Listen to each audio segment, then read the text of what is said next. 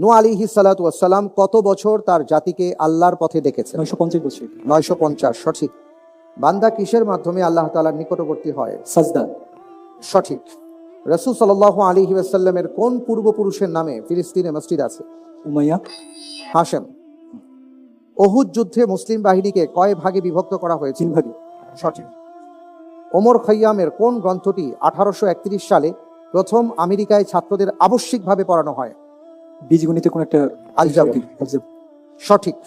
মৃগী রোগে ধৈর্য ধারণের বিনিময়ে কোন মহিলা সাহাবীকে রাসূল সাল্লাল্লাহু আলাইহি সাল্লাম জান্নাতের সুসংবাদ দেন? সাউ এই মনে আসতেছে না। পাস। সুয়াইরা আল সুয়াইরা। আসাদিয়া রাদিয়াল্লাহু তাআলা আনহা। ইউসুফ বিন তাশফিন কার লেখা ইসলামী উপন্যাস? পাস। নাসিম হেজাজি। হাজী শরীয়তুল্লাহর জন্মস্থান বর্তমানের কোন জেলায় অবস্থিত? মাদারীপুর। মাদারীপুর।